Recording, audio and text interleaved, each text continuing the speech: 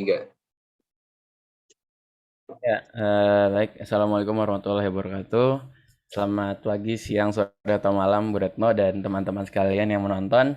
Pada kesempatan kali ini, terima kasih banyak sudah memberikan kami waktu untuk memaparkan hasil diskusi kami tentang materi keseimbangan.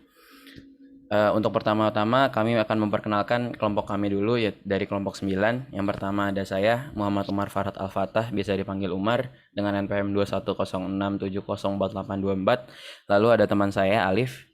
Kemudian nama saya Alif Nur Muhammad dengan NPM 210670690. Kemudian ada Farhan. Perkenalkan, nama saya Farhan Manan Ramadan dengan NPM 210670494. Ya, baik. Terima kasih. Untuk kesempatan kali ini kami akan membahas hasil diskusi kami tentang soal yang diberikan tentang kesetimbangan. Langsung saja ke soal pertama, yaitu consider the potential energy diagrams for two types of reaction, A reversible dengan B. In each case, answer the following question for the system at equilibrium. Soal yang A, how would a catalyst affect the forward and reverse rates of the reaction? Nah, untuk menjawab soal pertama ini, jawabannya adalah karena saat katalis ditambahkan pada reaktan, kedua zat tersebut bereaksi. Jadi kedua zat antara reaktan dan katalis bereaksi sehingga menjadi zat yang sangat mudah bereaksi dengan reaktan lainnya. Sehingga katalisator atau zat tadi dapat mempercepat suatu reaksi kimia. Lalu untuk soal kedua, yaitu how would a catalyst affect the energies of the reactant and product? Jawabannya adalah karena dalam setiap kasus katalis ini tidak akan mempengaruhi energi reaktan dan produk karena katalis hanya dapat mempengaruhi kinetiknya tetapi tidak termodinamika dari suatu reaksi. Baik, untuk soal selanjutnya yang C akan dibahas oleh Alif. Kemudian nanti bagaimana kenaikan temperatur memengaruhi konstanta kesetimbangan. Untuk menjawab soal ini, mungkin bisa lihat di slide selanjutnya. Karena pada saat perubahan suhu pada suatu sistem akan memengaruhi kesetimbangan pada sistem tersebut. Karena pada saat jika suhu naik, reaksi akan bergeser ke arah reaksi yang sifatnya endotermis. Begitu pula sebaliknya, jika suhu turun, reaksi akan bergeser ke arah reaksi yang sifatnya eksotermis. Nah, dengan adanya pergeseran arah reaksi ini, konsentrasi antara produk dan reaktan juga ikut berubah, sehingga konstanta kesetimbangan juga akan ikut berubah. Kemudian yang D, lanjut.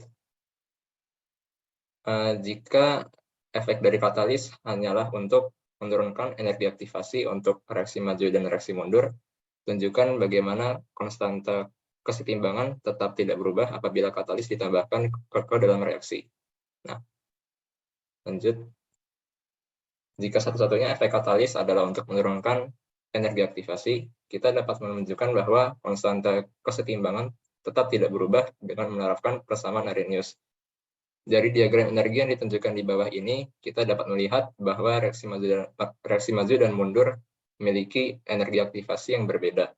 Nah, karena istilah EA ini telah dibatalkan, oleh karena itu konstanta kesetimbangan tidak tergantung pada energi aktivasi, sehingga menambahkan katalis sama sekali tidak akan mengubah konstanta kesetimbangan. Nah, seperti yang diketahui juga bahwa konstanta ini itu dihitung pada saat reaksi dalam keadaan setimbang, bukan pada saat reaksi sedang berlangsung. Gitu. Lanjut nomor 2. Ya, terima kasih. Mungkin itu adalah pembahasan soal pertama tentang katalis. Kita akan masuk ke soal yang nomor 2 kepada Farhan, silakan.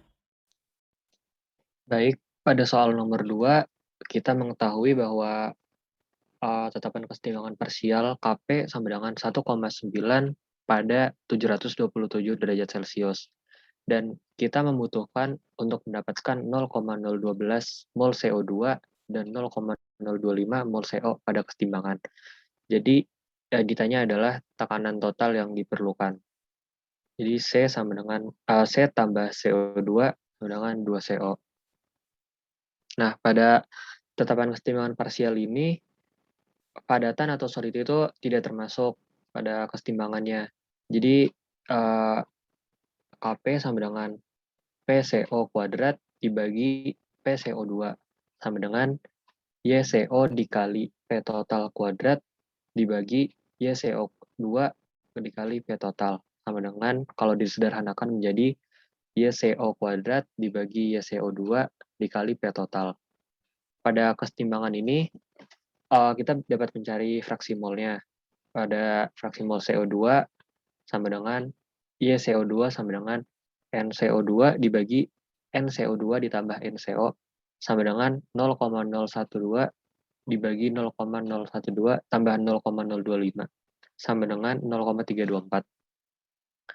Kemudian dari fraksi mol CO2 bisa dapatkan juga fraksi mol CO sama dengan 1 dikurang 0,324 sama dengan 0,676. Dan sekarang kita dapat mengetahui tekanan totalnya itu dari KP-nya ini. Jadi KP sama dengan YCO kuadrat dibagi YCO2 dikali P total. Kemudian dipindah ruaskan, P total sama dengan KP dikali YCO2 dibagi YCO kuadrat. Sama dengan 1,9 dikali 0,324 dibagi 0,676 kuadrat. Jadi hasilnya 1,3 TM.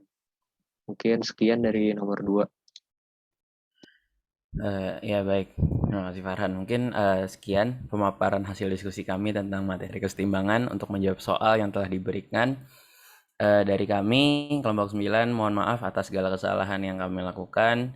Terima kasih banyak atas waktunya. Sekian. Wassalamualaikum warahmatullahi wabarakatuh.